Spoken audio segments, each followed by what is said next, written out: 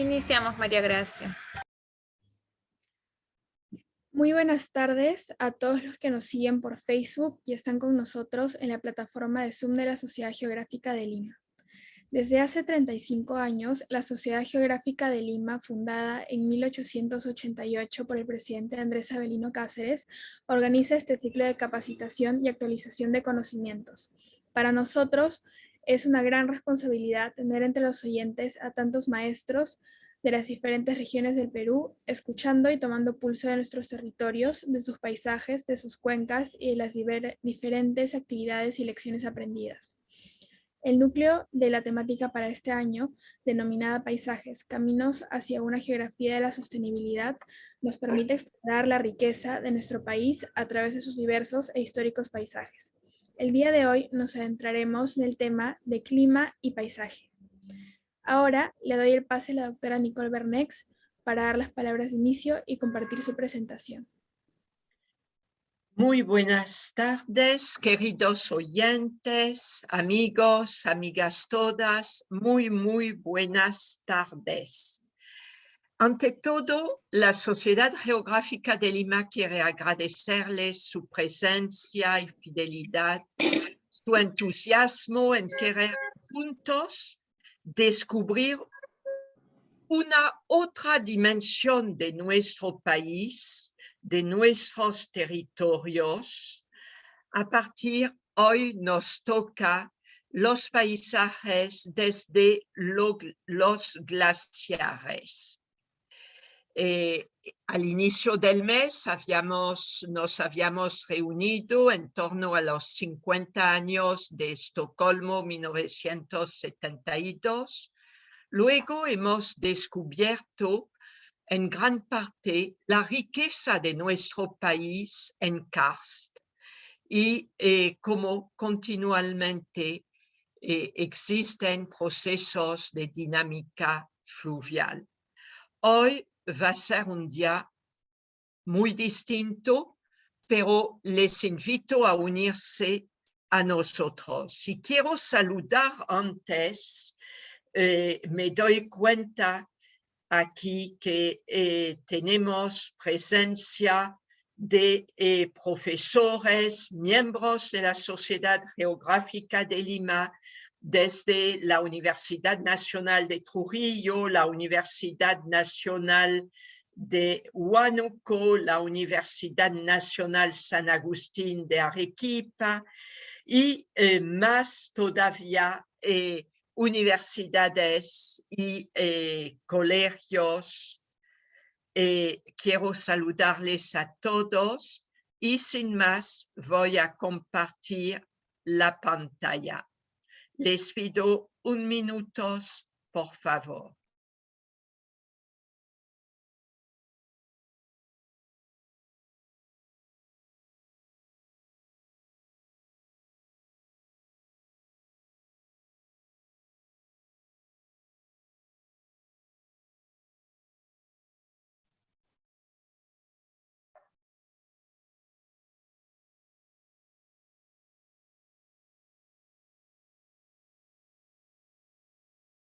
Bueno, sin más, vamos a ver en este tercer martes del mes de junio, vamos a iniciar mirando este Apu de hielo, señor de los señores de los nevados, el Apu Pariacaca.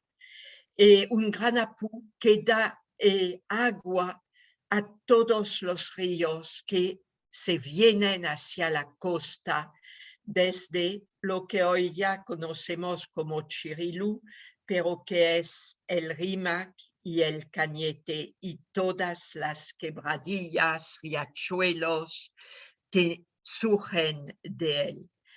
Señor de los señores, Apu de hielos, podemos observar las extraordinarias morenas frentales que muchísimos millones de años antes de nosotros han sido dejados frente, muy en avanzada ante el glaciar.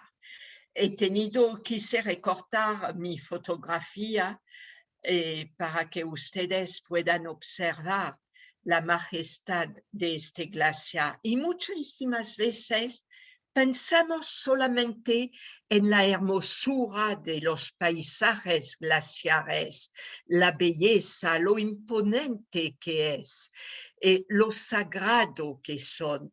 Pero a través de los paisajes descubrimos también el riesgo, descubrimos el peligro, la amenaza, si logramos tener esta mirada clínica que persigue el geógrafo, si podemos ensanchar nuestra capacidad de observación.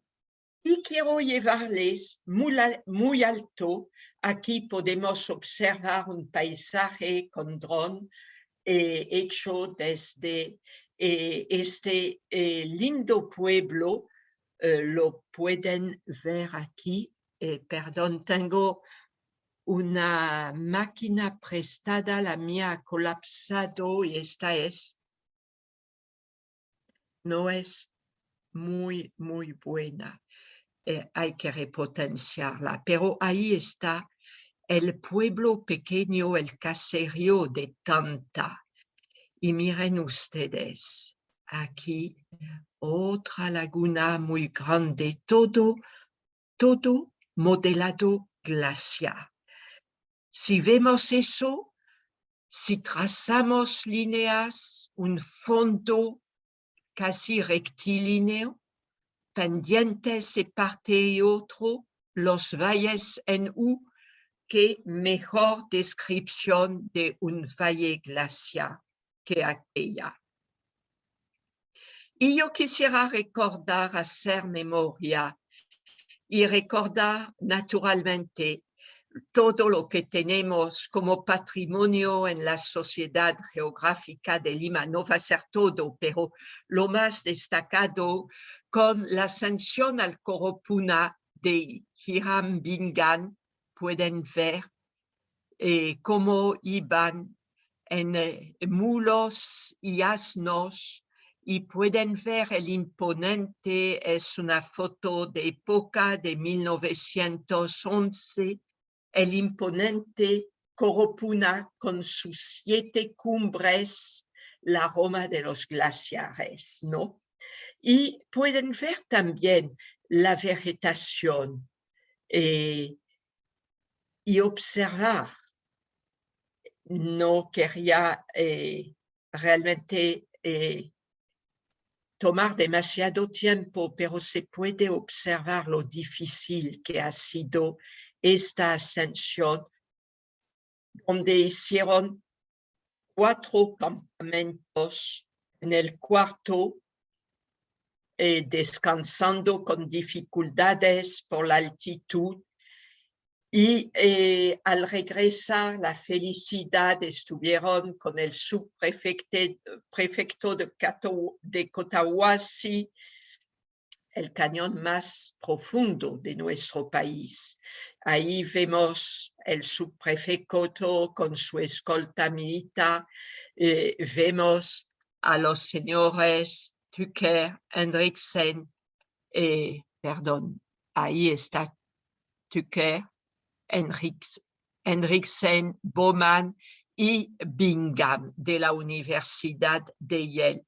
¿Y qué hacían? Observaba y eran impresionados todos por la fabricación de esas alfombras. Pueden ver cómo lo hacían, ¿no? Y reconocía la habilidad y el arte de la zona alta peruana. Pero tampoco no podía recordar pasar en silencio el Misti, el icono de Arequipa, donde raramente hoy en día, por lo menos lo que no vamos tan frecuentemente, sobre todo con el COVID, Arequipa y vemos el Misty con su manta de nieve, con su abrigo de nieve. Lo vemos más así, con algunas dificultades para ver lo poco que queda de nieve en la zona alta. Memoria de antaño y recuerdo muy, muy cercano. Yo no he tomado esa foto, es mi hijo mayor que la ha tomado. Compartimos nuestra pasión por la geografía, por la fotografía, por tratar, captar y entender cada uno de este modelado a nivel interescalar, no solamente a nivel de U, pero ver las fisuras, ver cómo se va dando este desritamiento por bloques, por descolgamiento y cómo también algunas veces hay partes más cóncavas que cuando hay nieve y hielo estacional se va rellenando.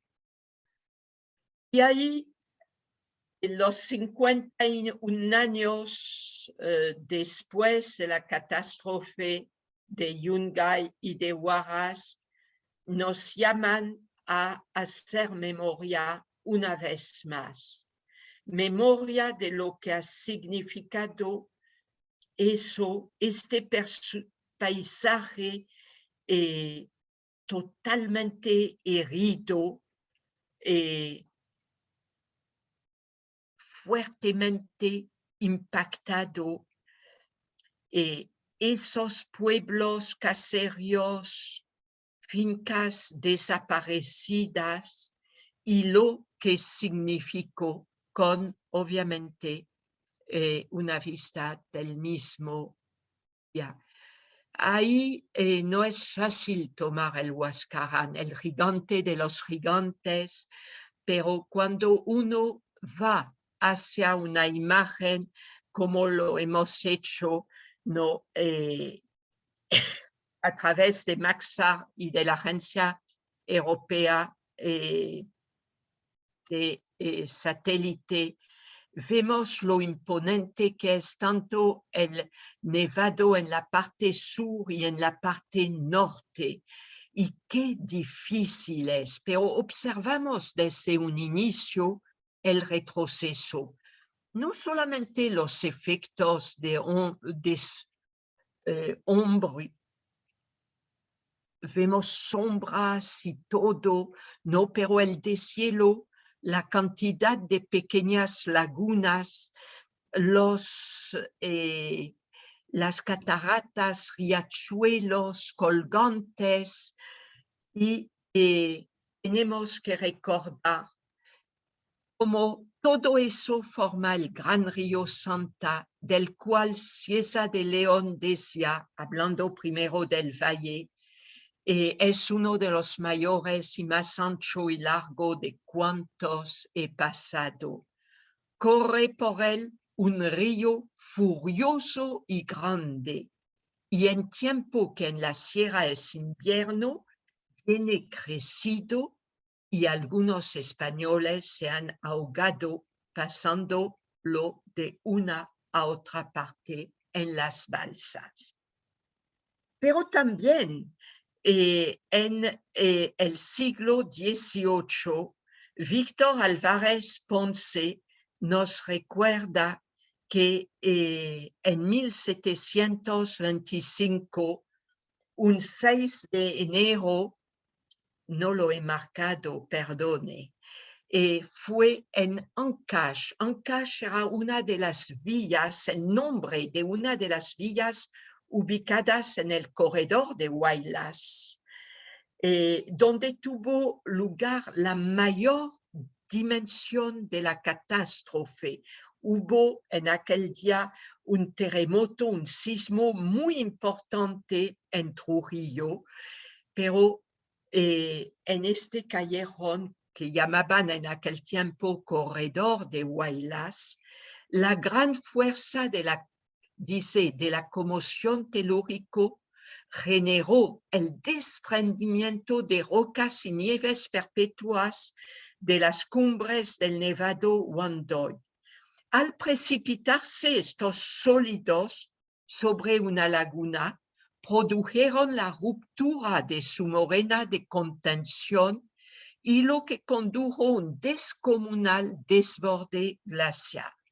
En consecuencia, el mortífero, y quisiera que subrayen de una u otra manera el término volcán de agua, se convirtió en una enorme masa de hielo, barro, piedras y árboles que siguió un curso directo e impactó sobre el pueblo ubicado en una línea equidistante de 4 kilómetros entre los curatos de Yungay y Caraz, teniendo como consecuencia su total desaparición, tanto del asentamiento urbano como de su población de aproximadamente 1,400 habitantes.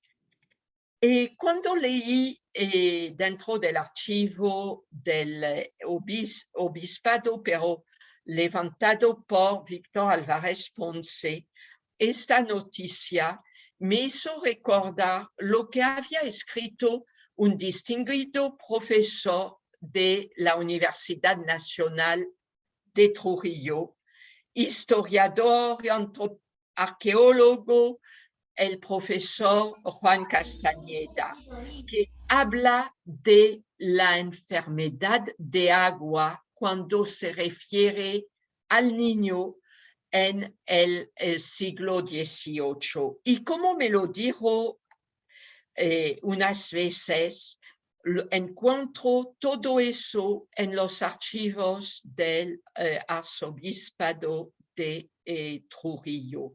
El agua era entonces lo que creaba volcán de agua al precipitarse con una fuerza impresionante esos bloques de rocas y nieves en las lagunas, o al darse un fenómeno del Niño muy grave.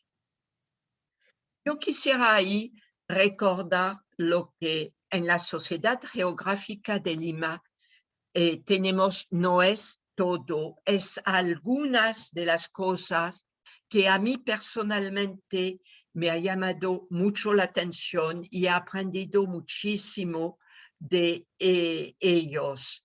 Les invito siempre a hacer memoria, a recordar los viajes en Ancash de Antonio Raimondi, que han sido publicados en los boletines de la sociedad en 1900 y 1909, sus viajes en 1860, 62, 67, 68, donde él encontró, ¿no? Y él señala, por ejemplo, que en muchos casos se formaban pequeñas lagunas al extremo de los glaciares.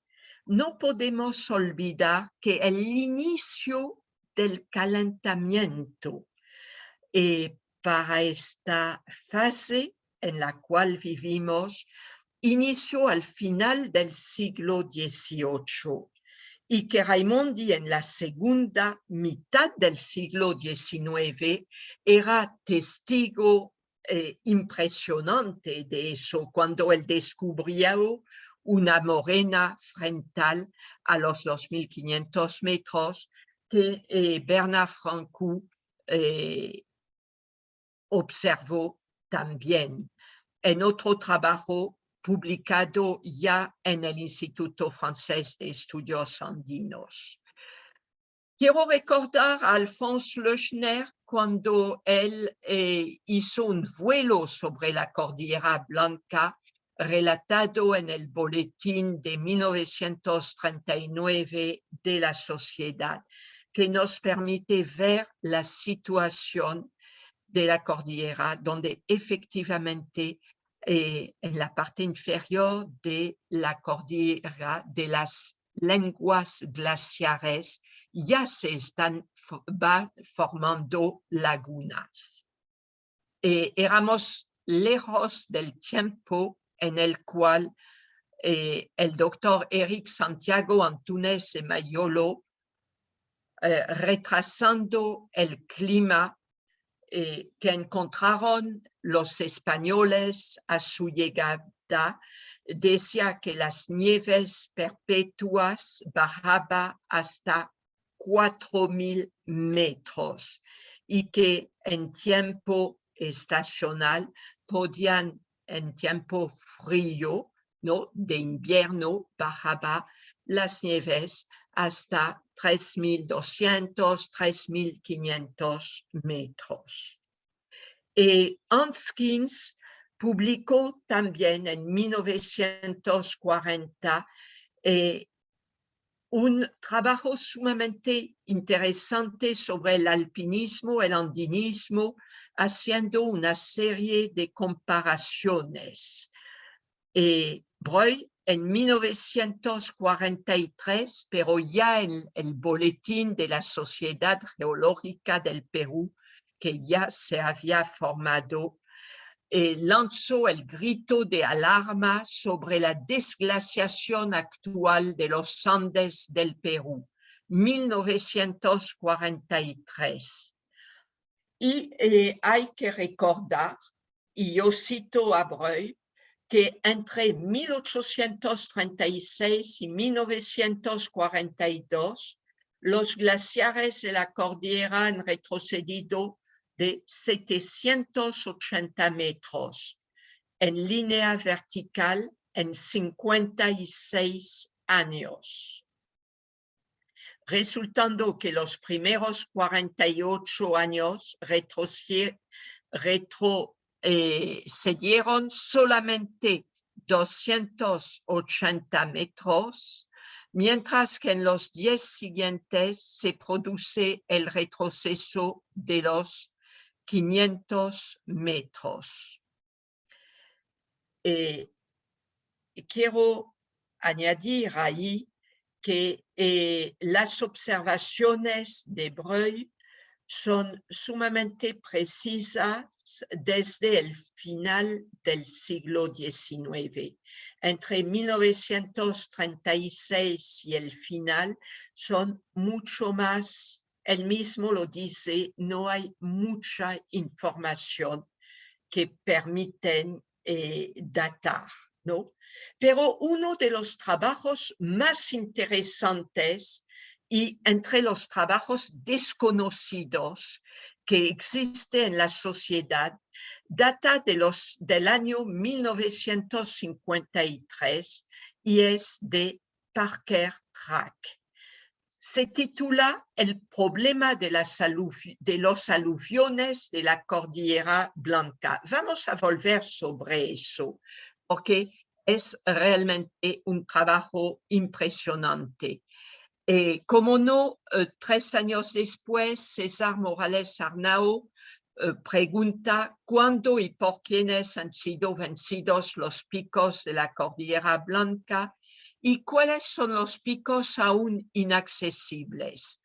Aún si tenemos en los distintos boletines de la sociedad los vencedores de los picos, se puede reconstituir, pero lo muy interesante es ver la inaccesibilidad, sea a nivel topográfico del frío, a las diferencias que existen entre fachadas, es un excelente trabajo.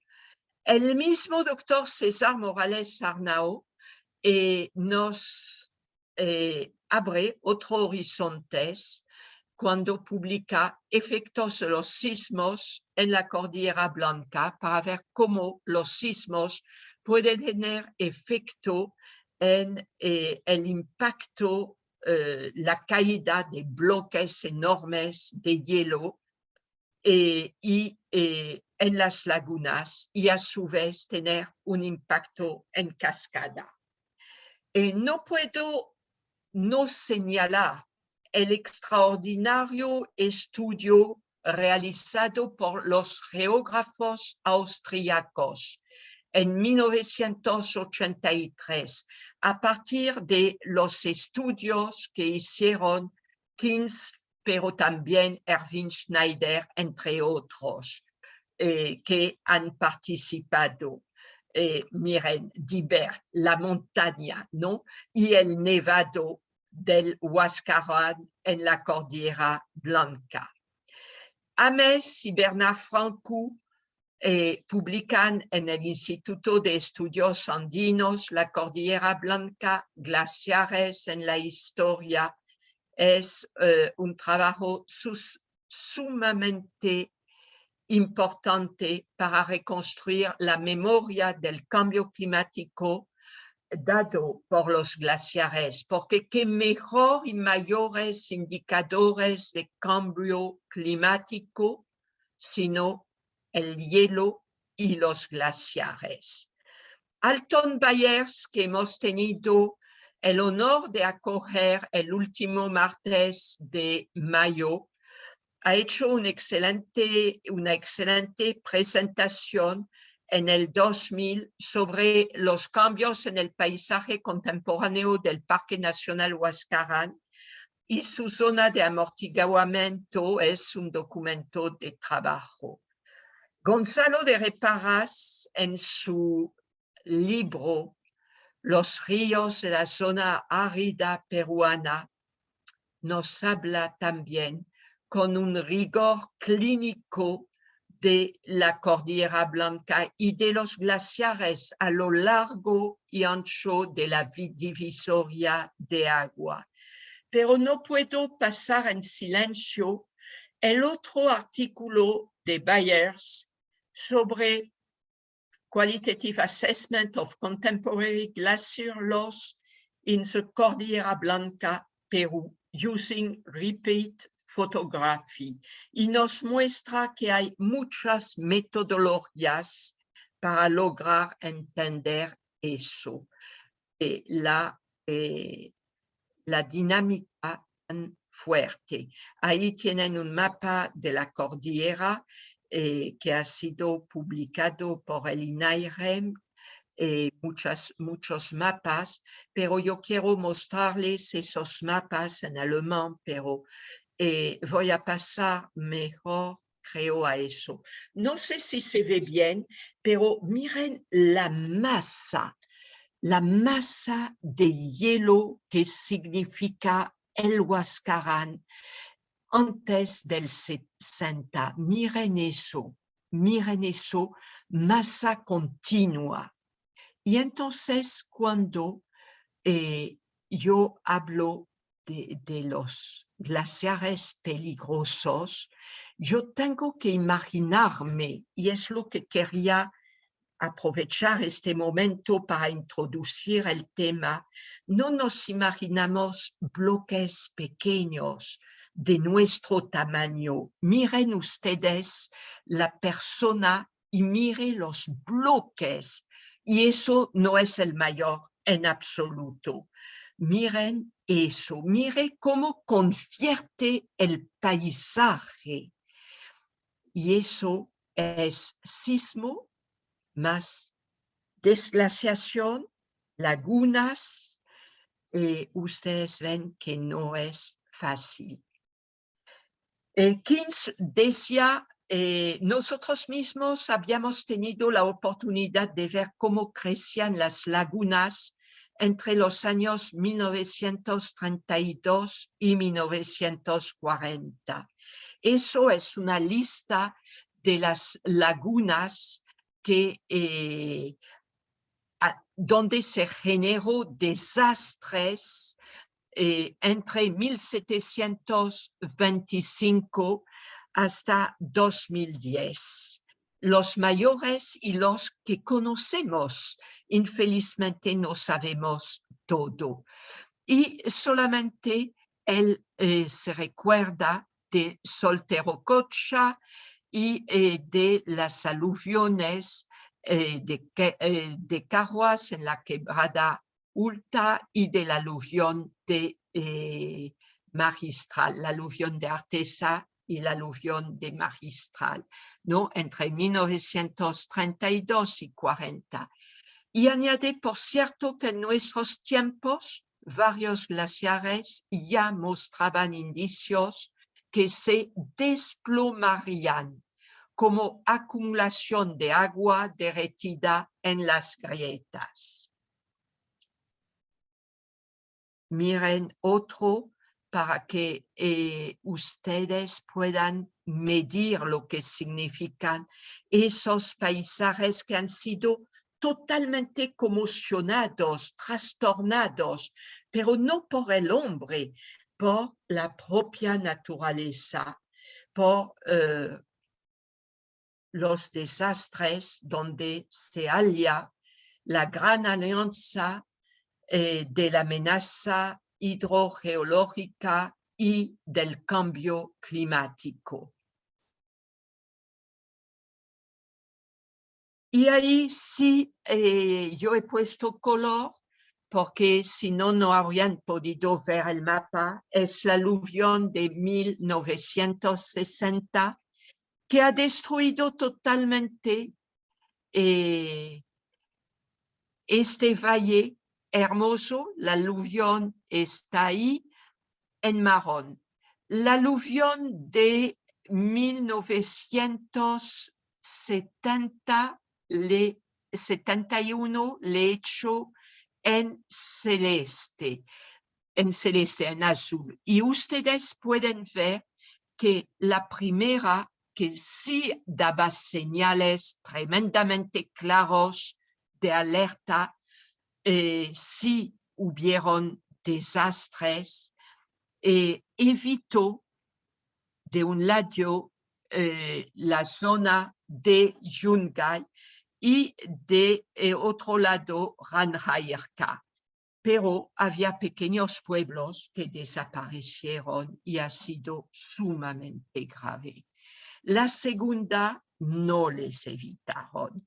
Y ustedes pueden ver el pueblo de Yungay y como hoy en día, bueno, hoy en día no, porque el nuevo Yungay es el de 1983, 12 años después estaba el nuevo Yungay, que hoy es mucho más grande.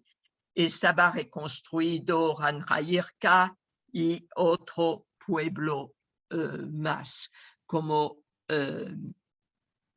¿cómo se llama?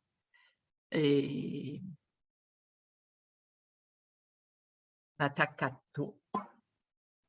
El Valle del Santa es un valle de asentamientos, un corredor sumamente poblado, pero es el corredor de la amenaza continua, como varios otros corredores, como el del Guatanay, del Valle Sagrado.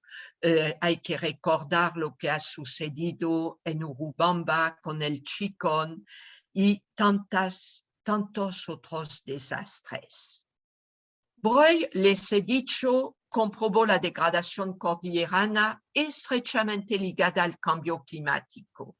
Lo recuerda Gonzalo de Reparaz en su libro.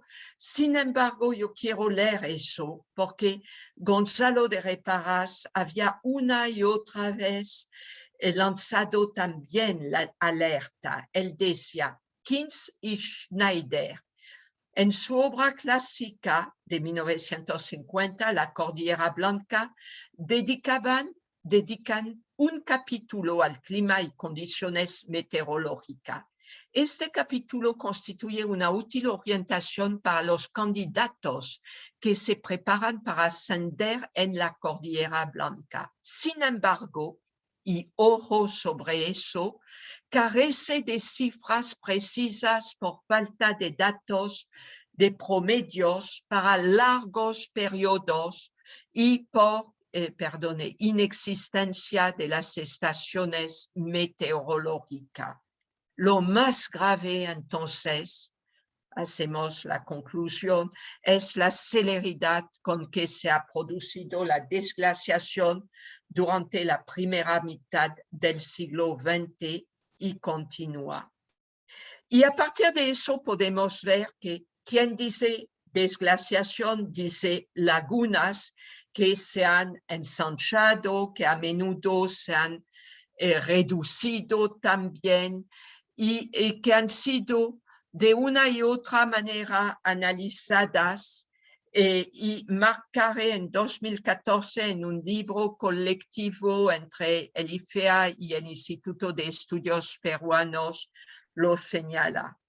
Lagunas como obra de seguridad para desaguar la laguna hay, se puede ver también a menudo diques, ¿no? Y alguna vez, porque las aluviones han sido sucesivas en el callejón, se ha ayudado mucho a evitar el problema. Pero también tenemos reservorios en las lagunas Parón y Culicocha que refieren a las compuertas instaladas para controlar el caudal del agua que vamos a ver pronto. Lo que es interesante es que ya en 1953, después de tantas aluviones, Parker Track, con todo el equipo de la hidroeléctrica del Santa y otros ingenieros, habían hecho una clasificación de las lagunas de un lado según la problemática, la amenaza que podrían tener, la fuerza, la magnitud de las aluviones que podrían darse. Y entonces las clasifican en lagunas de primera consideración que hay que intervenir sí o sí, y lo hace poniendo la quebrada en la cual se ubica, el volumen de agua calculado en millones de metros cúbicos, la profundidad aproximada, la elevación en el nivel del mar, ¿no? La elevación, y ponen el hielo, si tiene eso. Hay varias observaciones, ¿no? Que permiten entender lo difícil, y a veces como Yuracocha es por su cercanía con el cañón del Pato, ¿no? Que pueden ser sumamente peligrosos, pero lo explican. También hay otro grupo de laguna mucho más importantes que llama las de segunda consideración. Y ahí tienen exactamente el mismo sistema y las mismas observaciones. Todo esto está ampliamente comentado en el boletín de la Sociedad Geográfica de Lima, al igual que las lagunas de menor peligro. Sin embargo, yo quiero también decirles que entre 1953 y 2022 ya han pasado varios años, va a ser casi 70 años, y tenemos mucho más lagunas. Los Andes se hacen agua, algunas pocas ya desaparecen, muchas aparecen, y los paisajes cambian continuamente y tenemos que aprender a leerlos para nuestra propia enseñanza, formación en construir resiliencia. Muchísimas gracias por su atención. María Gracia, yo paso el video científico, ¿no? Sí, por favor, vamos a ver en este momento el video del que está mencionando la doctora Nicole, que es un documental sobre la Cordillera Blanca por el IRD.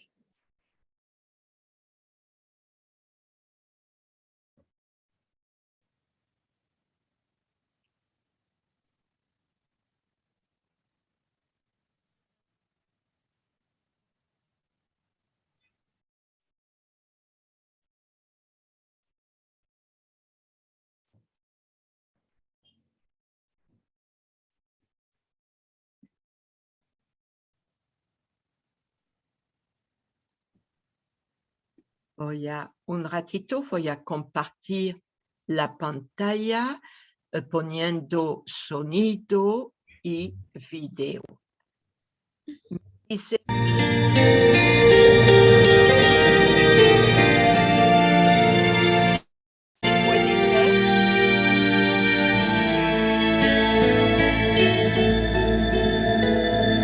María Gracia. En los países con importantes contrastes geográficos y climáticos, la gestión del agua es vital. En el Perú, un país con una selva amazónica muy lluviosa y hostil, la barrera montañosa de los Andes a más de 6.000 metros y una estrecha franja costera completamente árida, donde vive el 60% de la población, el reparto del agua siempre ha sido desigual y la evolución es inquietante. Uno de los macizos que encontramos en el centro de Perú es la Cordillera Blanca. Bajo la experta mirada de los satélites, estos glaciares forman un encaje fino y vulnerable. Sometidos a importantes transferencias de calor y de humedad entre el Pacífico y la Amazonia, son lugares estratégicos para estudiar el cambio del clima y sus consecuencias.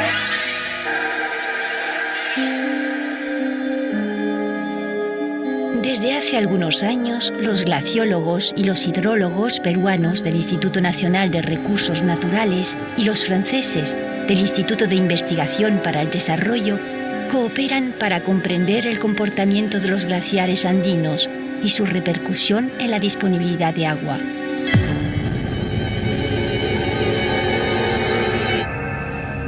En lo más alto, por debajo de los 6.000 glaciares, Jesús Gómez y Bernard Puyó toman datos para realizar el balance de masa del glaciar, es decir, la cantidad de masa de hielo que ha ganado o perdido.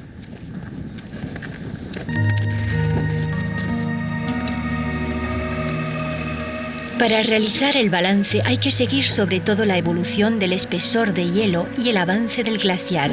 Bernard y Jesús, provistos de 1 metro, de baliza en baliza, de 4.900 metros en la base del glaciar hasta 5.200 metros, toman las medidas. Su veredicto es incontestable.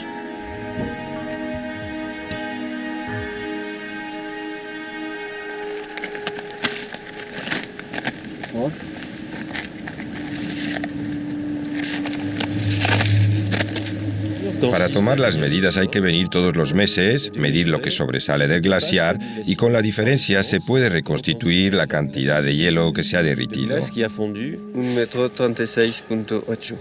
1,36,8 metros en 2 meses de control. Sí. En esta primera estaca, ¿sí? Sí, es mucho. El producto final de los glaciólogos, si podemos llamarlo así, es el balance de masa del glaciar. Si el balance de masa es positivo, la respuesta del frente del glaciar es que va a avanzar, se desplazará aguas abajo. Si el balance es negativo, el glaciar remontará. En el caso del Artesón Raju, desde los años 70, el glaciar ha remontado encima de la Gran Barrera Rocosa y actualmente está a más de 4.900 metros, lo que explica el retroceso tan importante que ha sufrido en 50 años. Retroceso acelerado a principios de los años 80, que creemos, es más, estamos seguros, es a causa del cambio climático y de las modificaciones de la temperatura y de la humedad de la atmósfera por encima de la Cordillera Blanca, que está relacionado con el cambio global.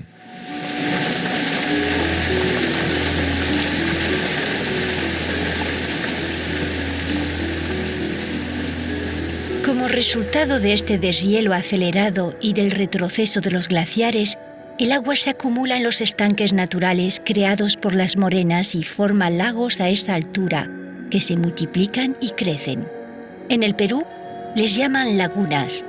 En esta parte del mundo, especialmente afectada por los terremotos, los desprendimientos y los derrumbes de glaciares, estas aguas turquesas tan puras y tranquilas representan un peligro mortal para la población andina, un peligro que causó decenas de miles de muertos el siglo pasado. En el alto valle de Tayapampa, en la vertiente amazónica de la cordillera, los criadores de alpacas viven junto a las lagunas y las situaciones de alerta son frecuentes. Es un desierto. Todo se lo ha lavado con con el aumento del agua, de la laguna. Entonces ahorita ya no hay vida en esa parte, no hay ni planta, ni hicho, todo se lo va. Por inundación de esa laguna, ha habido mucho desperdicio con los animales también, sí. Todas estas lagunas, muy llenas y a merced de una avalancha de hielo o de rocas, también son muy valiosas. El agua que contienen es un elemento esencial para la vida y para el desarrollo.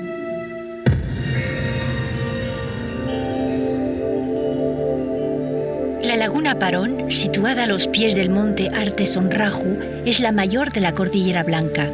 En 1984 se redujo su altura de más de 50 metros gracias a la apertura de túneles, por lo que ya no representa un peligro real, y sus aguas son muy codiciadas por los campesinos indios, quienes siempre han desviado las aguas para regar sus tierras. Estos rudimentarios métodos de riego que parecen inmutables, en la actualidad se están cuestionando. Es precisamente esto lo que preocupa a Cusi Berrios, que preside la Comisión de Riego de la región Yungay, donde hay unos 10.000 campesinos para 4.000 hectáreas de cultivos irrigados. La laguna Parón, incluso todos los riachuelos que vienen del Nevado, los toma Egenón para producir mayor fluido eléctrico, pero ¿qué problema trae para el agricultor? La disminución en el riego, racionamiento en el riego. Mientras los glaciares se deshielan, las lagunas se llenan y el racionamiento sigue siendo aceptable, pero Cusi Berrios sabe que esta situación no durará y que antes o después habrá que prepararse. Ahorita hay un fenómeno de desglaciación, está disminuyendo nuestro nevado. Las lagunas se van a secar de acá a unos 15 años, papá lindo. Ya hemos tomado conciencia de este fenómeno de desglaciación. Ese avance tan acelerado significa de acá a unos 15, 20 años, evidentemente va a faltar el recurso hídrico. Debemos estar ya preparados para prevenir en el sistema de riego más que todo. De repente ya no vamos a regar como ahora, como se acostumbra por gravedad. De repente vamos a llegar a utilizar por sistema de goteo, aspersión. La abundancia actual, totalmente relativa, oculta un futuro preocupante. Sin un esfuerzo inmediato de los campesinos y del Estado para realizar una mejor gestión del agua mediante un cambio en los métodos de riego, las generaciones futuras corren el riesgo de pagar caro esta inercia. El agua de las lagunas, al menos la que escapa de las múltiples desviaciones que intentan retenerla, desciende en torrentes hasta el fondo del valle, y es allí donde descubre la civilización. A los pies de los macizos, Huaraz es un punto de referencia para quienes están interesados en la Cordillera Blanca. Es la base de los glaciólogos y de los hidrólogos de INRENA.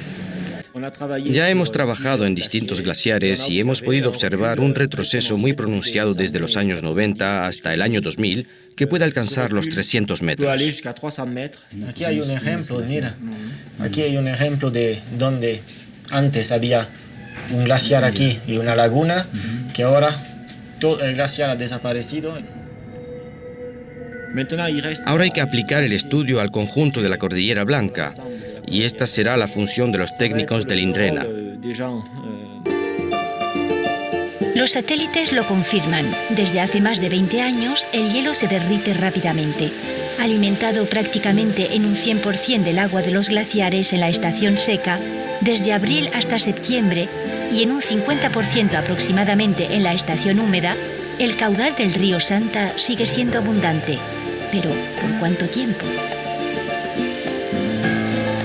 Gracias a las mediciones hidrológicas realizadas desde 1948 y al trabajo de síntesis de Bernard Puyot, sabemos que el caudal depende no solo de los glaciares, sino también de las temperaturas registradas a 6.000 metros en lo alto de la cordillera, que han aumentado en promedio de medio grado en 50 años.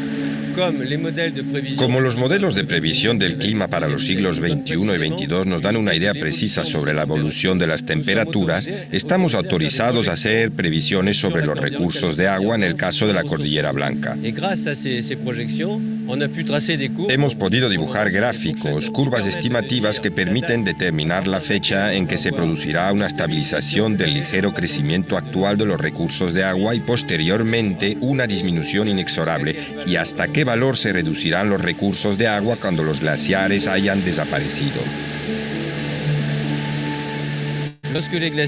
Cuando los glaciares se reduzcan por debajo de una dimensión crítica y desaparezcan, lo que ocurrirá sin duda, solo la lluvia alimentará el río Santa y los recursos de agua serán considerablemente inferiores. Aquí se prevé que antes de un siglo se perderá como mínimo un tercio o la mitad de los recursos de agua actuales. En una región sísmica en la que es imposible construir grandes embalses para almacenar el agua en la estación húmeda, estas previsiones son inquietantes, sobre todo para los grandes consumidores de agua, río Santa abajo. En primer lugar está Duke Energy, que gestiona la central eléctrica del Cañón del Pato. Durante la estación seca, capta toda el agua que puede. En Huallanca, 400 metros más abajo, la central libera el agua y el río Santa vuelve a tomar forma mientras atraviesa paisajes cada vez más áridos. Ya estamos lejos, muy lejos de la Cordillera Blanca, y el mineral y los cactus se imponen.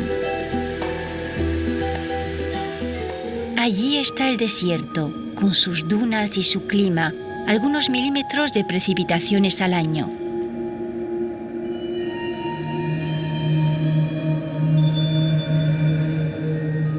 Sin embargo, es en esta zona donde las autoridades peruanas han decidido crear el mayor complejo agrícola del país, y para ello se necesita agua.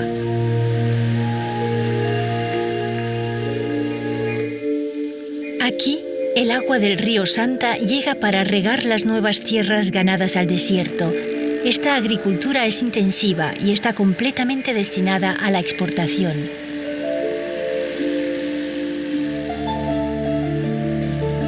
Tienen nada que ver con la irrigación rudimentaria de las zonas montañosas. Esta lógica de concentración humana y de creciente demanda de recursos naturales como el agua se ha convertido en una constante que está completamente integrada en los programas gubernamentales de desarrollo. Por eso es importante trabajar en las previsiones del deshielo de los glaciares para saber dónde y cuándo anticiparse a la disminución de los recursos de agua. En esta evaluación, el conocimiento de la variación de las temperaturas en los próximos 50 años es fundamental, en el ámbito global, en los grandes modelos climáticos, pero sobre todo, zona por zona, en el ámbito local. Esta es una de las funciones del Servicio de Meteorología de Senami. 2, 3, 4 grados. En la actualidad, sean cuales sean las causas del cambio climático y las decisiones adoptadas por los gobiernos, el calentamiento a corto y medio plazo es inevitable. El destino de las futuras generaciones dependerá del aumento de las temperaturas y de sus consecuencias. Para las personas que vivimos en el callejón de Huaylas y vemos desde muy cerca a los nevados de la Cordillera Blanca, me preocupa bastante. Cuando era muchacho, mis padres decían que los glaciares llegaban hasta zonas muy bajas de los cerros. Ahora ellos me dicen que están muy, muy arriba. Y ahora que yo tengo la oportunidad de trabajar con los glaciares y ver muy de cerca la evolución de estos, cómo van retrocediendo año a año, me preocupa particularmente porque pienso en mis hijos y pienso que si ellos van a tener tal vez la oportunidad de ver tanta maravilla que yo veo en la Cordillera Blanca. Con su tecnología y miles de millones de dólares, el hombre intenta evitar las consecuencias de un calentamiento anunciado. Allá arriba, los habitantes de los valles más altos observan con inquietud el retroceso de la montaña de sus antepasados, su montaña, a la que ellos aún llaman la Cordillera Blanca.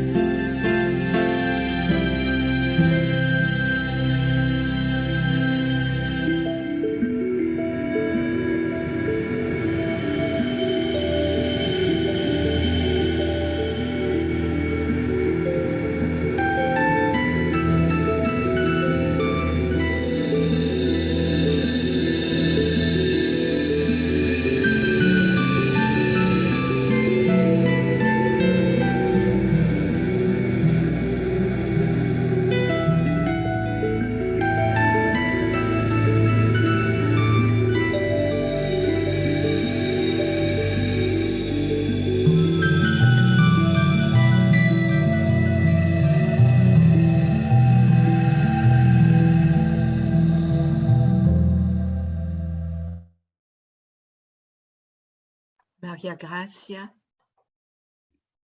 Sí, aquí estoy. Ha entrado. El señor Miguel Alba está a punto de entrar. ¿Lo puedes presentar, por favor? Sí, lo presento en este momento.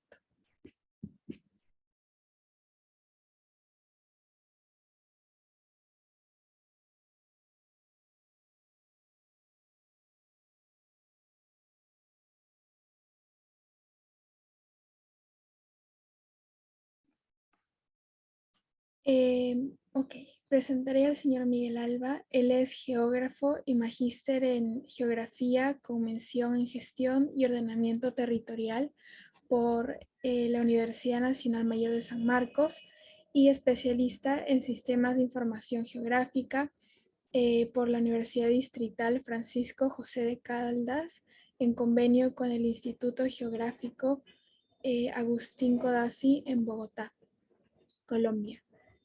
Es becario del Banco Interamericano de Desarrollo, con estudios concluidos de la maestría en Tecnología de Información Geográfica en la Universidad Nacional Federico Villarreal, con solventes estudios y una sólida experiencia profesional en sistemas de información geográfica, teledetección y procesamiento digital de imágenes y docencia universitaria. Además, tienen publicaciones de artículos y estudios de la temática y es ponente en eventos nacionales e internacionales. Además, posee experiencia laboral en las diversas instituciones como el Ministerio del Interior, el Proyecto Especial CORA, la Dirección CADA, Dirección de Hidrografía y Navegación de la Marina de Guerra del Perú, el DHN, Hidronap, la Comisión Nacional de Investigación y Desarrollo Aeroespacial, CONIDA, la Sociedad Geográfica de Lima, el Instituto Nacional de Estadística e Información INEI, entre otros. Actualmente es docente de la Universidad Mayor de San Marcos, es asociado a la Escuela Profesional de la misma y es responsable del Laboratorio de Geomática, decano del Colegio de Geógrafos del Perú en el periodo 2010-2011 y actualmente es vicedecano para el periodo 2022-2023. Es miembro del Consejo Directivo de la Sociedad Geográfica de Lima y es miembro del Orden del Colegio de Geógrafos del Perú y pertenece a la Sociedad Latinoamericana de Especialistas en Sistemas de Información Espacial. Asimismo, formó parte del grupo de investigación Seminario de Economía Social, Solidaria y Popular de la Facultad de Ciencias Sociales. Magíster Miguel Alba, usted tiene la palabra y bienvenido.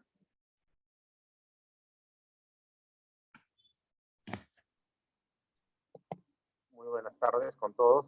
Gracias, María Gracia. Gracias por la invitación a poder compartir unas experiencias en cuanto al tema de los glaciares. Voy a compartir pantalla. Sí tiene el acceso. Gracias.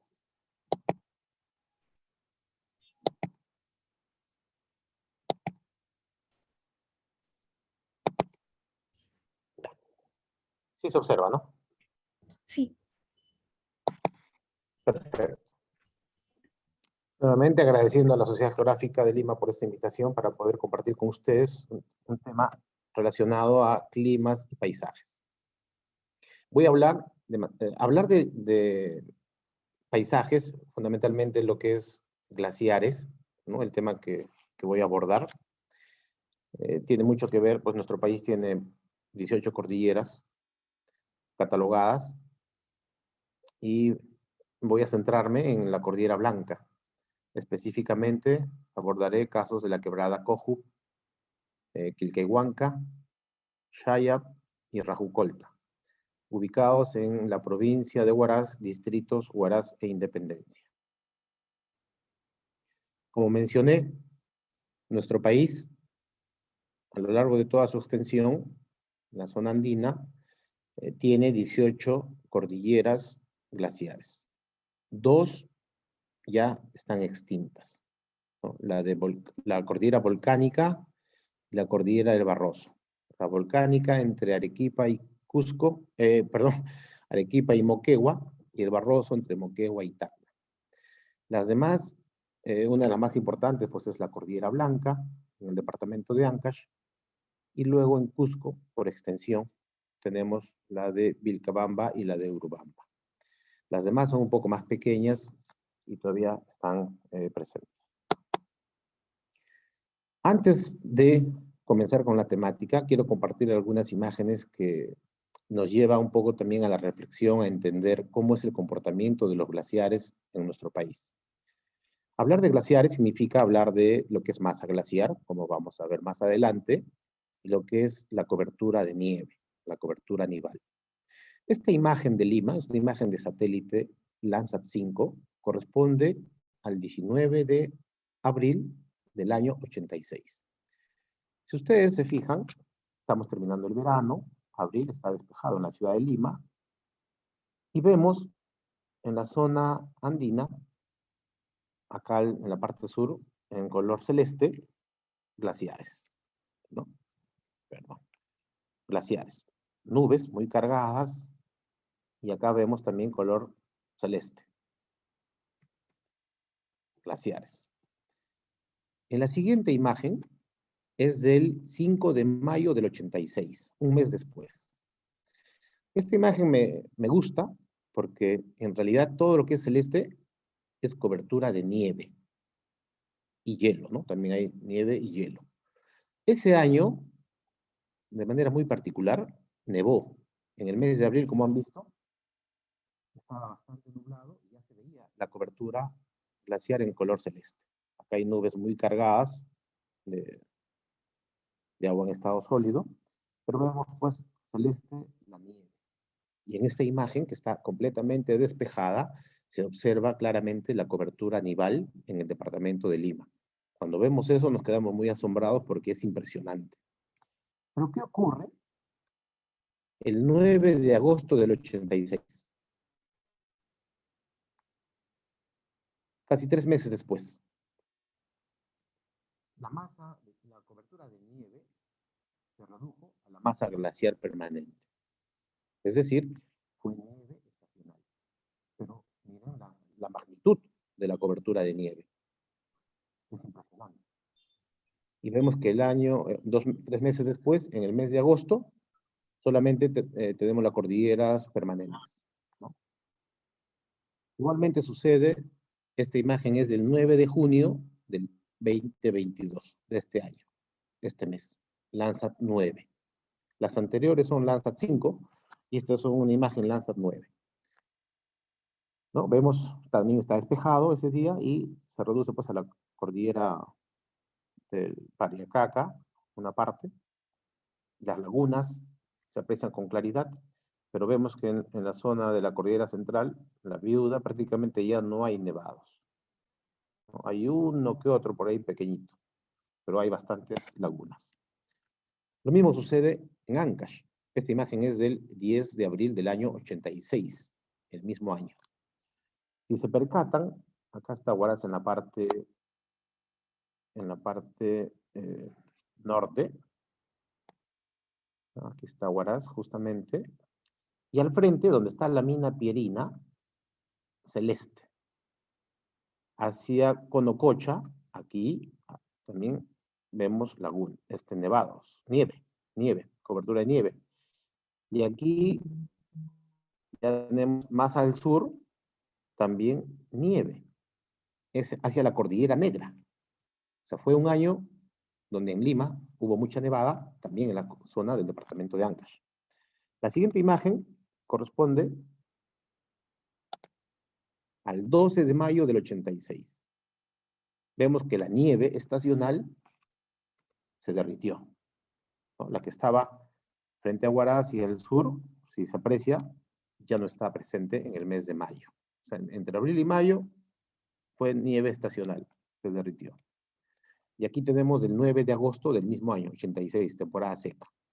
Cómo cambia el paisaje, ¿no? De lo que es verde, terminó la temporada de lluvias, a la temporada seca. Todo está seco. Queda la nieve permanente. Y esta imagen es del 7 de mayo del 22. Todavía está verde, ¿no? Este año las lluvias han terminado casi el mes anterior. Entonces está verde todavía y queda la nieve, el glaciar permanente. Y para finalizar esta parte, año 93 de Huancavelica. Imagen Landsat 5, 30 de marzo del 93. Se puede apreciar lagunas al centro, lagunas grandes, y nieve. Esta imagen es del 4 de julio del 93. Hubo nevada importante en esa zona de Huancavelica. Entonces, vemos cómo aumentó la cobertura de nieve, ¿no? Cuando nieva, caen los copos de nieve, pasa el tiempo, llega a compactar, se forma la neviza y finalmente el hielo, el glaciar, cuando se trata de un balance de masa positivo, cuando se gana el glaciar. Y aquí vemos 5 de agosto del 93, simplemente desapareció, quedó la nieve permanente, que es poquito, que es muy poco y que se ve ahí focalizado. La siguiente es una imagen del 10 de junio del 22. También muy poco, casi ya no hay cobertura glaciar en este departamento. Cuando uno ve las cartas nacionales, nos damos cuenta también de lo que ha ocurrido. Perfecto. Este es un mosaico de imágenes de Landsat de Perú. Y está el departamento de Ancash, motivo de nuestra charla. En rojo están los límites de los distritos de Huaraz e Independencia. Y aquí tenemos el área del Parque Nacional Huascarán. 340.000 hectáreas, que está de aniversario el 5 de julio, si mal no recuerdo. Fue creado el 5 de julio del año 75. Entonces, el Parque Huascarán, con la zona de amortiguamiento, la zona de glaciares permanentes, 180 kilómetros de cordillera, 20 kilómetros en su zona más ancha, de 20 a 25 kilómetros, y hay sectores donde ya se perdió incluso la masa glaciar. Acá vemos la carta nacional, la ciudad de Huaraz y los límites de los distritos. En la siguiente vista, en perspectiva, con Google Earth, tenemos los dos distritos y las diferentes quebradas que de alguna manera discurren sus aguas a la ciudad de Huaraz y alrededores, ¿no? La quebrada de Illaca al norte, la quebrada Cojup, la quebrada Churup, la quebrada Quilcayhuanca, la quebrada Shayap, la quebrada Rajucolta, ¿no? Hacia Macashca, al sur de Huaraz. Y en la ciudad de Huaraz tenemos el río Quilcay, que se forma por la confluencia del río Auqui, que viene de Quilcayhuanca, y el río Paria, que viene de Cojup. Huaraz consume agua potable de la quebrada de Cojup, no la quebrada Quilcayhuanca. ¿Por qué? Porque tiene muchos minerales. Entonces no está muy recomendada para el consumo. También Recordaremos que el aluvión del año 41, que destruyó parte de la ciudad de Huaraz, provenía de la quebrada Coju, Laguna Palcacocha. Aquí tenemos una composición de cartas nacionales con imagen satelital. Las cartas nacionales, para recordar, se hizo con fotografías aéreas que fueron tomados el año 62 y 63. En la década del 70 se elaboraron las cartas. La imagen satelital es del año 2021. En color fucsia, tienen ustedes la cobertura glaciar y en la carta miren la diferencia, ¿no? En color celeste. Para ese año de elaboración de la carta, en la década del 70, con fotos del 62-63, prácticamente 60 años después, ¿qué pasó aquí? Acá vemos la imagen con otra composición de color, y en color rojo, las curvas de nivel de la Carta Nacional, que nos da, es un indicador de cómo era la cobertura glaciar en esa época, ¿no? El año 62-63.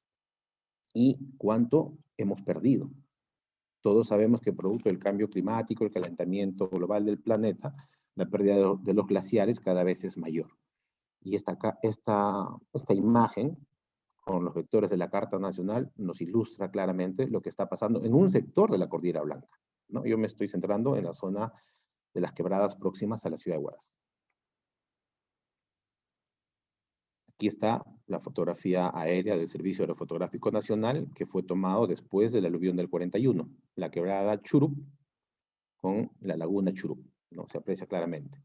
A la derecha pueden ver la quebrada Quilquehuanca y a la izquierda la sombra, la quebrada Coju. La siguiente foto, ¿no? En la línea de vuelo, nos muestra la quebrada Coju en su mayor magnitud, ya el reflejo de la laguna Churup. Y en la siguiente, bueno, vemos otra vista de la quebrada Quilquehuanca, Coju, ¿no? La quebrada Coju. Aquí tenemos un estudio que se realizó, una investigación, mediante imágenes satelitales, Landsat, del año 89, 98, 2005 y 2019. Puntualizando en la laguna de Palcacocha, la quebrada Coju, ¿no? ¿Cuál era la superficie de la laguna? El año 89 de 7.81 hectáreas, al 98, 2.54, 2005, 21.71 y el 2019, 50 hectáreas, ¿no? ¿Cuánto se incrementó? Por eso que hay un poco de preocupación, porque ya hubo una catástrofe en Huaraz, y siempre pues hay un sistema de monitoreo del Instituto Nacional de Glaciares, con un sistema de video en directo en esta laguna. Y ahí vemos una comparación de cuánto creció la laguna del año 47 al año 2019. Los glaciares como tal, pues, son formas, son geoformas que tienen una cobertura de nieve y que ha modelado el relieve, dando características a esta zona. Esta fotografía aérea es de 1909, de la ciudad de Huaraz. Vemos que hay una campiña enorme, la ciudad era pequeña, la plaza de armas aparece en la parte izquierda, ¿no? Aquí está la plaza de armas, hacia la derecha está Belén, en la parte, este es el mirador de Rataquénoa, no tenía vegetación, y aquí aparece el cementerio, en el barrio de Villón, lo que se conoce como Pedregal. En la parte superior tenemos Pucaventana. Todo es una gran morrena que fue erosionado. Y fíjense en la parte de atrás cómo se ven los nevados. Esa es la quebrada de Rajucolta, justamente, ¿no? Y haciendo una comparación con una imagen de Google Earth, no pude encontrar el ángulo exacto, pero más o menos por ahí, ¿no? Una imagen del año pasado que nos muestra Google Earth. Vemos pues que efectivamente se ha perdido muchísima masa glaciar, ¿no? Son casi 110 años después que ha pasado con nuestros glaciares. La ciudad ha crecido. Es una imagen actual de la ciudad de Huaraz visto desde la Cordillera Negra y todo el esplendor de las quebradas que rodean a la ciudad. Desde Rataquénoa desde el mirador, ¿no? Cómo se aprecian las quebradas y los nevados que están al fondo, pues, en cuyo pie se encuentran las diferentes lagunas. Igualmente, cómo va cambiando el paisaje y la forma de los glaciares, de los nevados, ¿no? De Huaraz se ve de una manera, pero en la parte alta, lógicamente, ya se ve la magnitud de la cordillera. Aquí ya nos centraremos en la quebrada de Coju. Algunas vistas realizadas en trabajos de campo hechos con estudiantes de la universidad, justamente trabajando en gabinete y yendo a campo a comprobar resultados sobre el retroceso de los glaciares. Lógicamente, los estudios están más centrados en el retroceso horizontal, ¿no? Porque trabajamos con imágenes satelitales y son nuestro mayor insumo. Entonces podemos observar la forma de la quebrada, la forma glaciar, típica, ganado, que es introducido porque las comunidades campesinas tienen derecho de uso en el parque, bloques producto de los desprendimientos de las partes altas, y es lo que acarrea normalmente los aluviones, los grandes bloques. Y aquí vemos la laguna, ¿no? El nevado Palcarrajo, bueno, el que está en Cojup. La foto superior izquierda nos muestra la zona de contacto de la lengua glaciar con la laguna. Y en la parte inferior tenemos dos vistas de la parte superior del nevado. Es decir, la zona de contacto entre el glaciar y la roca, por un lado, ¿no? Se pueden ver el glaciar en un proceso de retroceso, que se llama la zona de ablación, y hacia atrás vemos una masa más compacta de glaciar, que es la zona de acumulación. En la fotografía inferior derecha vemos las paredes y los glaciares presentes ahí, ¿no? La potencia, el nivel, el grosor del glaciar es considerable. Aquí, entrando a la quebrada, están las huellas que dejó ese aluvión del año 41, ¿no? Este es el dique morrénico y el material que fue arrastrado. Entonces, justamente en esta quebrada. Aquí estamos con los estudiantes y al fondo se aprecia claramente esas dos zonas características de un glaciar. La zona de ablación, que es la que se ve aquí, donde vemos que está como corrugado la nieve, el hielo, ¿no? El hielo está como corrugado.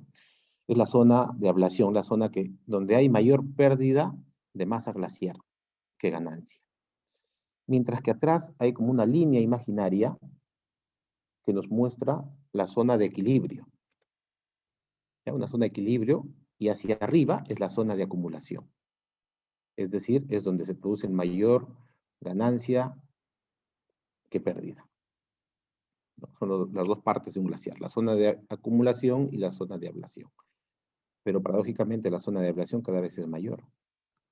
Y se aprecia justamente, acá es una vista de Google Earth, de la laguna de Palcacocha, ¿no? De la parte alta, podemos apreciar también claramente esa zona de diferenciación, ¿no? Aquí se aprecia la roca prácticamente, ya está el manto rocoso, y atrás está la zona de acumulación. Es una belleza paisajística que en realidad impacta, ¿no? La fuerza de la naturaleza, el poder de la naturaleza, pero tras ello, pues, hay también peligros, ¿no? Que son producto de los desprendimientos de los glaciares, hay avalanchas permanentes. La semana pasada hubo una avalancha en el Nevado Huascarán y unos andinistas polacos han sufrido un accidente. Es imprevisible. Yo recuerdo hemos acampado cerca de la laguna y en la noche se escucha como explosiones, ¿no? Entonces, la primera vez era un poquito que nos llamaba la atención. ¿Qué pasó aquí, no? Eran como una explosión, ¡pum! Y la gente nos decía, no, son avalanchas. Entonces, son procesos permanentes y queda en equilibrio. Pero, ¿qué pasaría pues si una avalancha se desprende y llega a la laguna o una gran masa glaciar, ¿no? Ya sucedió antes. Aquí vemos otra foto del Nevado Churup, un nevado muy lindo, como hemos podido observar, y esto lo he registrado en diferentes periodos, ¿no? La primera es la foto del Servicio Fotográfico Nacional, tomada en 1943, después del aluvión de Huaraz. que fue en el 41. La siguiente es una fotografía del año 96. Efectivamente, vemos que todavía hay masa glaciar. La siguiente es del año 99. También hay importante masa glaciar, después de la temporada de lluvias.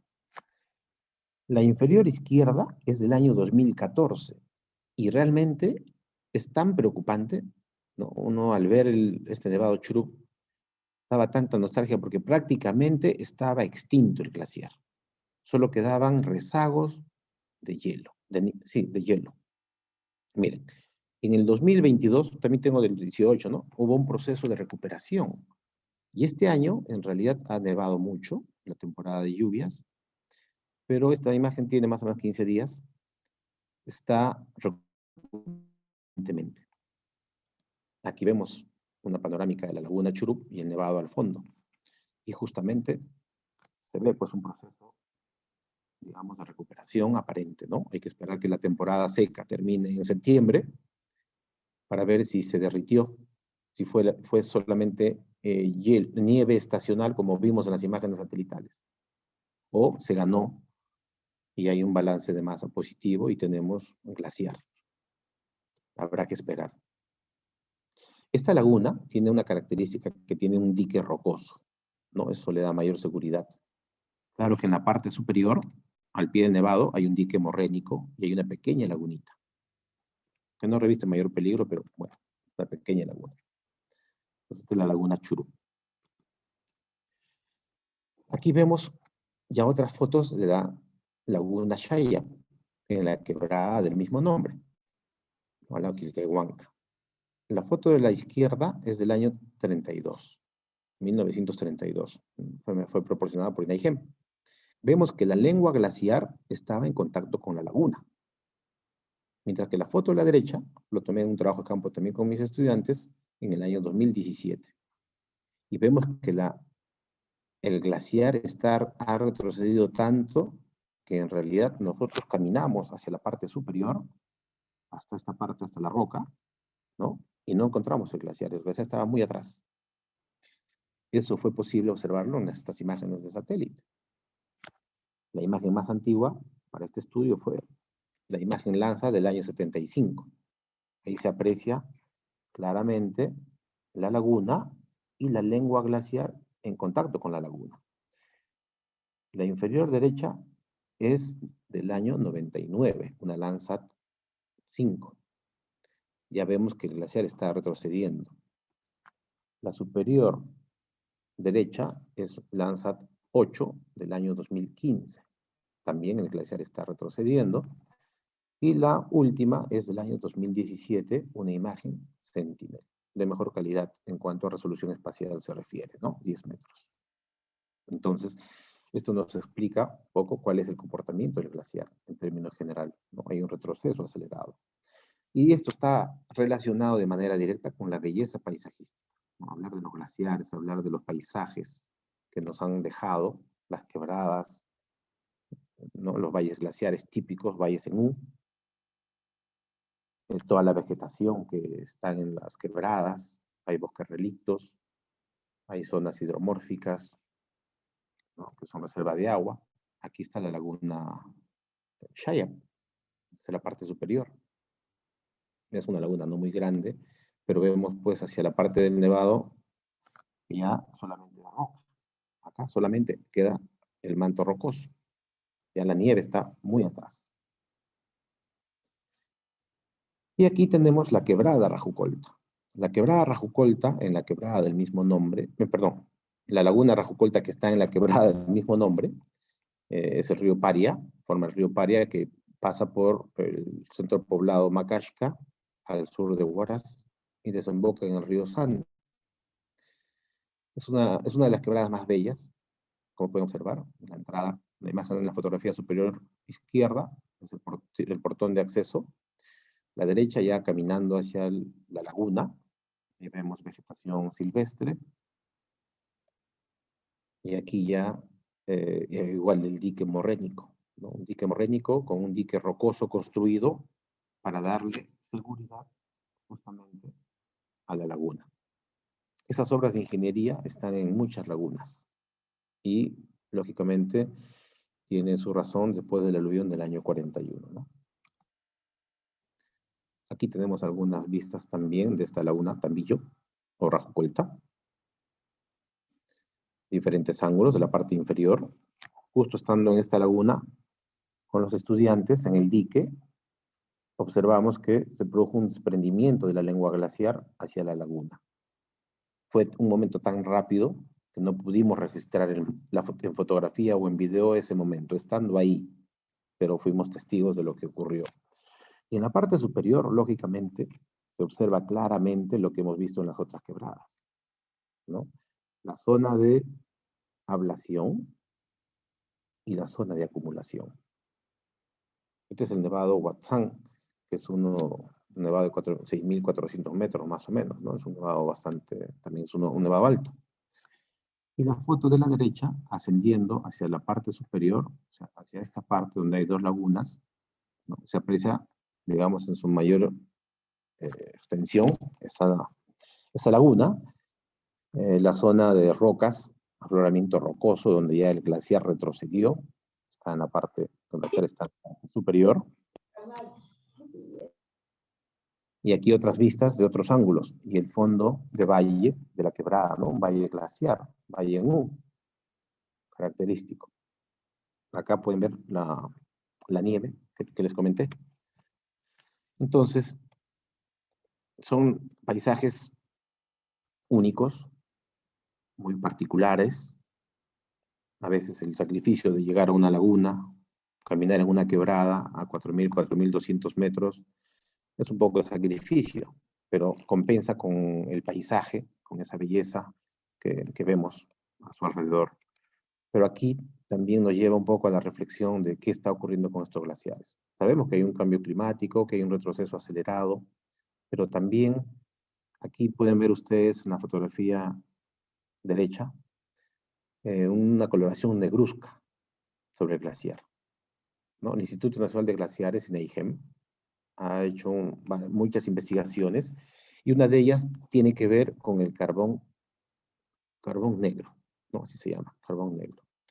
Como pueden observar, el carbón producto de la quema de las chacras del parque automotor y sobre todo una buena parte, aunque no parezca, de las quemas en la Amazonía. En esta temporada empieza la temporada seca y en la selva se quema grandes extensiones de áreas. En Brasil es mucho peor, pero en nuestra selva también ocurre eso, ¿no? En Pucallpa, cuando uno está en la ciudad en la noche, parece neblina, pero en realidad es humo.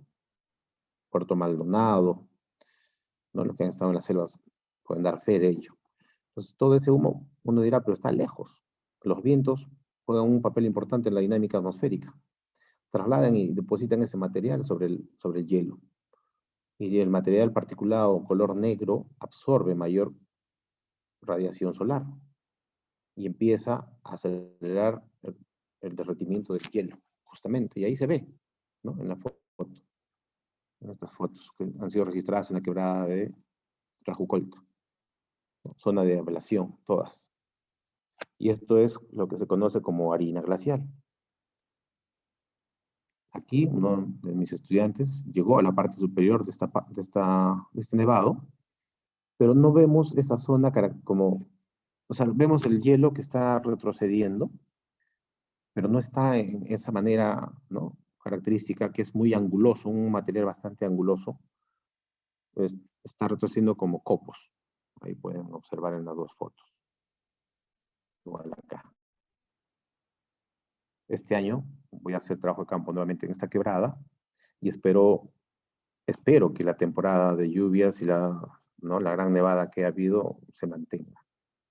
Veré cuáles son los cambios en estas zonas, ¿no? Tenemos los puntos registrados con un navegador GPS y veremos esos cambios.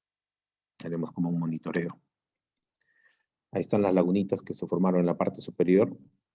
Y aquí está otro de los estudiantes, soy colega,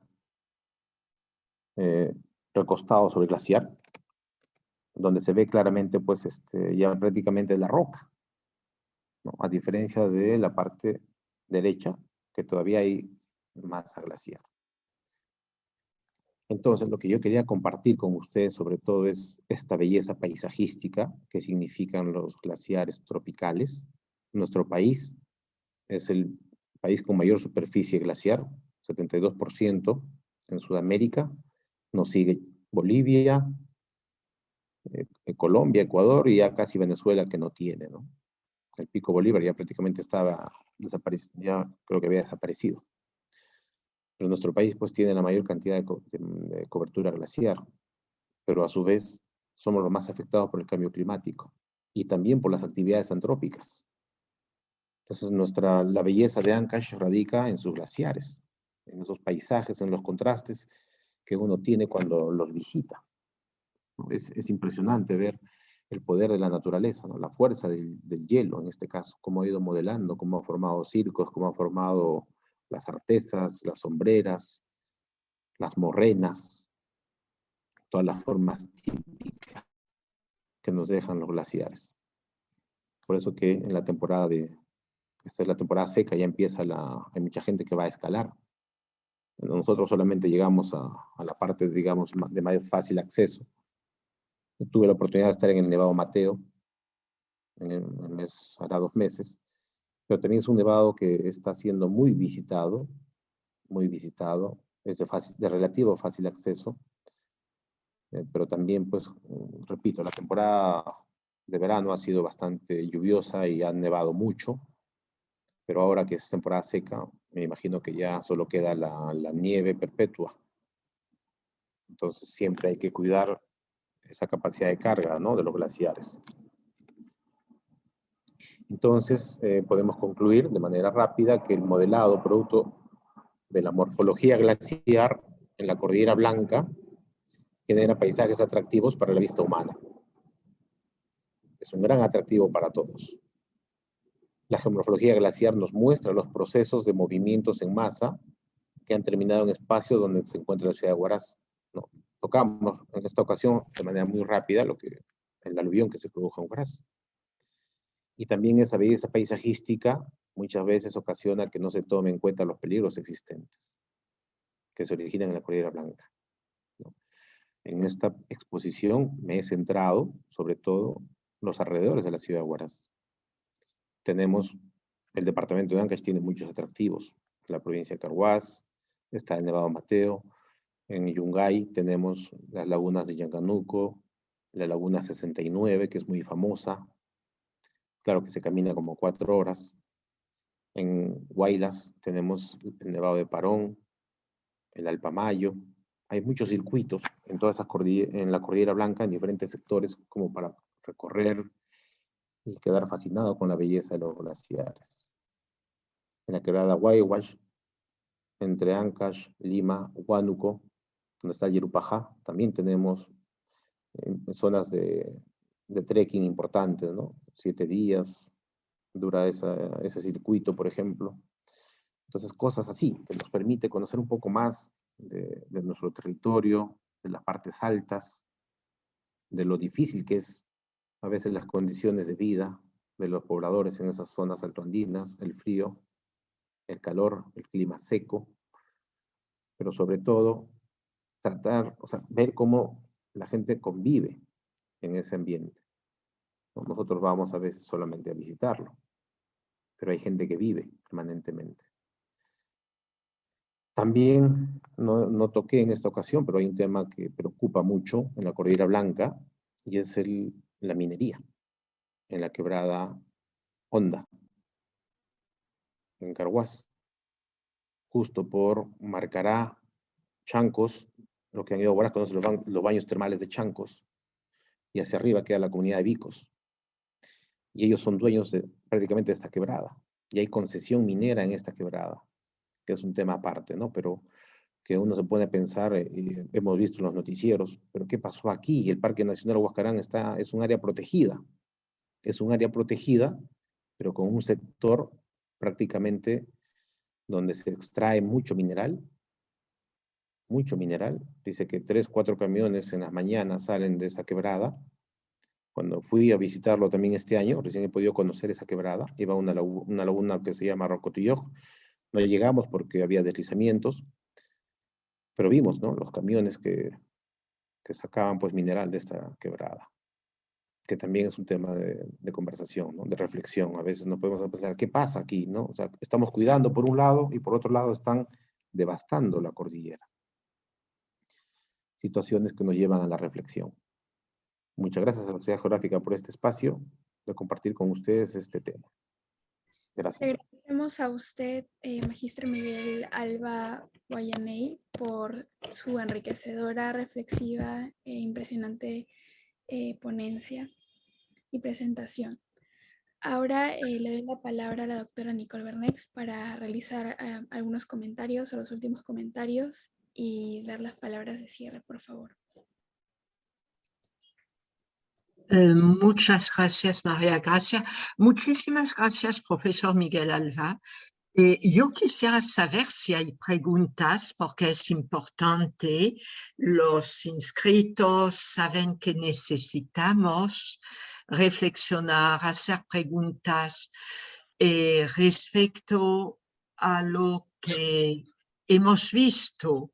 Hemos visto que desde 1836 había mediciones, pero más específicamente Breuil ha hecho mediciones desde fines del siglo XIX hasta los años 53 sobre glaciares, desglaciación y cambio climático.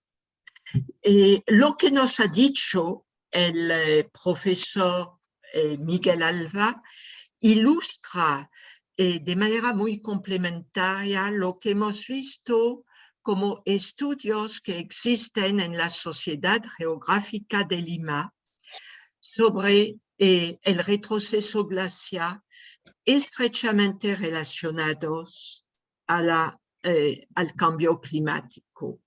Y no podemos olvidar que geomorfólogos, glaciólogos como el doctor Bernard Francoux decía siempre que hielos y glaciares son los mejores indicadores de cambio climático.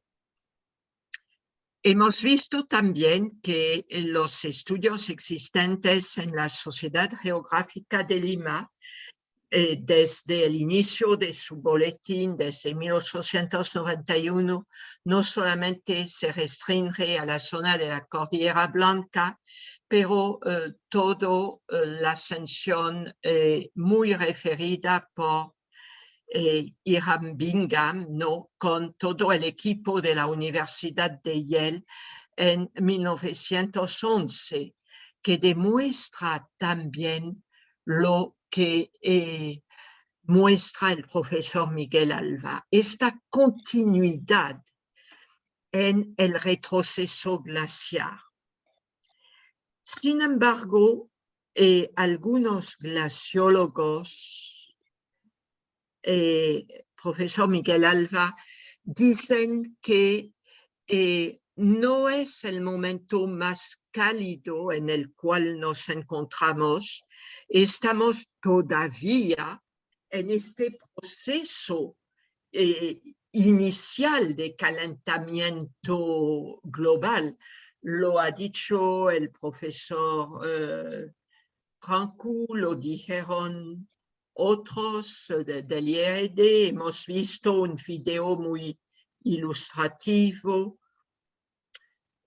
A partir de los estudios que ha realizado, pueden cifrarse hasta cuál va a ser el pico de este calentamiento global. ¿Qué nos dice la modelización que hace continuamente el INAIREM?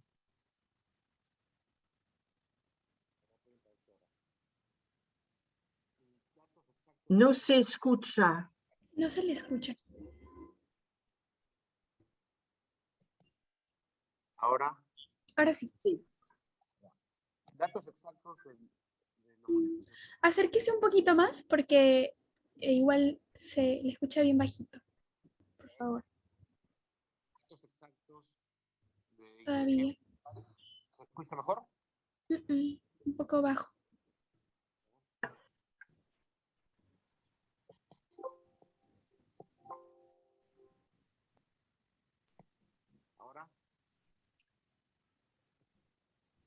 Un poquito. Creo que se puede acercar un poco al micrófono y se lo va a escuchar mejor.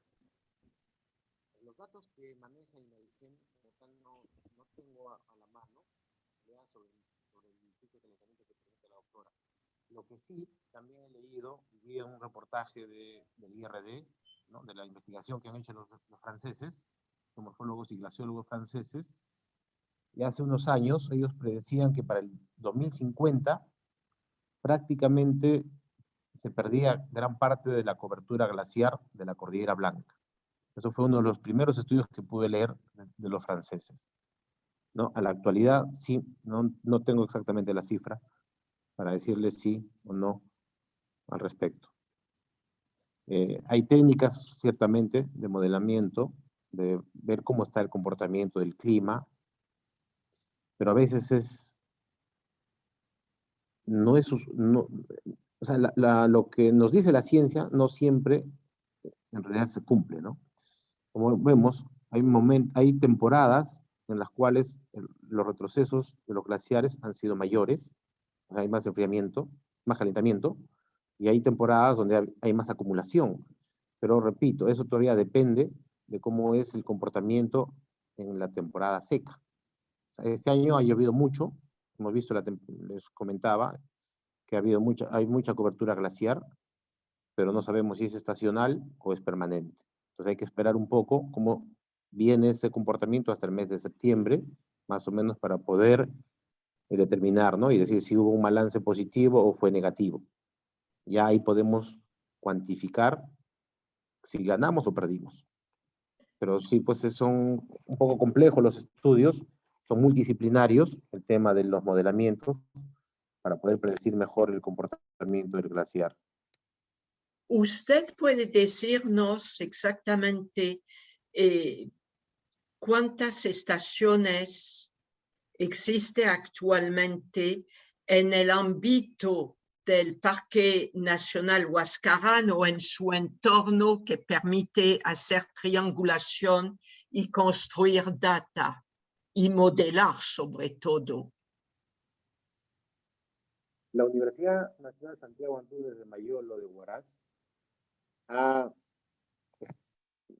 tenido un proyecto importante y han comprado y han establecido 19, si más no recuerdo, son 19 estaciones meteorológicas. Huaraz tiene una estación, está otra en el aeropuerto, donde les he mostrado en Rajucolta, en la laguna Rajucolta, o la laguna Tambillo, Quebrada Rajucolta, está concesionado a la empresa Duke Energy. Ellos tienen estación meteorológica automática. Hay 4 lagunas en la Cordillera Blanca, donde la empresa Duke Energy tiene, digamos, concesión. ¿Por qué? Porque en la temporada seca baja mucho el caudal del río Santa, y como sabemos, el Cañón del Pato genera energía para el norte del país. Entonces, estas lagunas, una de ellas es Tambillo, la otra es Parón, van liberando mayor cantidad de agua en esta temporada para compensar la disminución del caudal. Entonces, en estas lagunas que menciono, que son 4, sé que es Tambillo, Parón, y las otras 2 no las recuerdo, y aparte las estaciones meteorológicas que tiene la Universidad de Ancash, ahora permite tener más datos. Pero a nivel satelital tenemos pues MODIS desde el año 2000, 2002 más o menos, pero requerimos una data de mayor antigüedad, ¿no? Hay a nivel satelital, del satélite TRMM, que es meteorológico, y hay datos de precipitación, ciertos datos necesarios, que es más o menos a finales de los 70. ¿No? A partir de ahí más o menos se puede construir, pero sabemos que necesitamos un registro más amplio, y eso es una limitante en las estaciones meteorológicas que hay en el departamento. Poco a poco también el Instituto Glaciar... Muchísimas gracias. Sí, muchísimas gracias, profesor Miguel.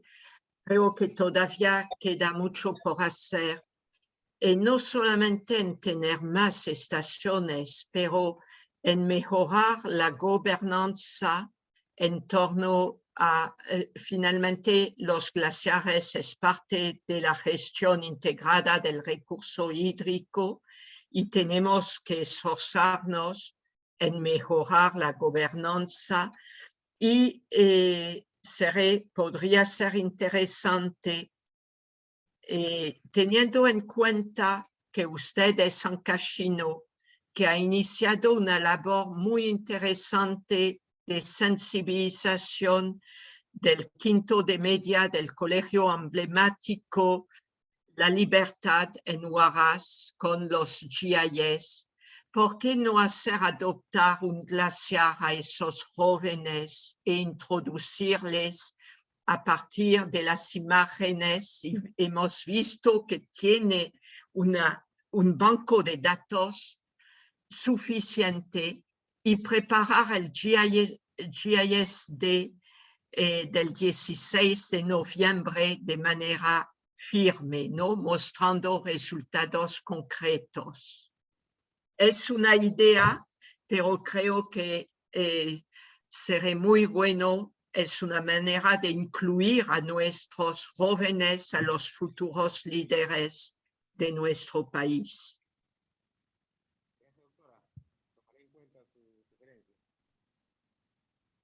No se escucha. Tomaré en cuenta la sugerencia, doctora. Muy buena propuesta.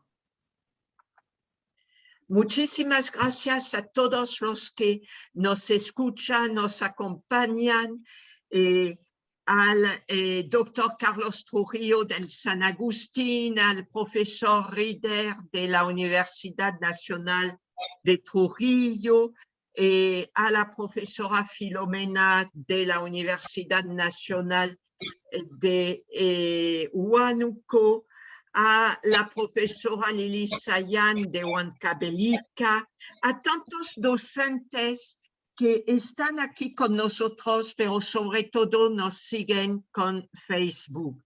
Muchísimas gracias. El próximo martes, pero no puedo decirlo. Yo invito a María Gracia a tomar la palabra. Oh.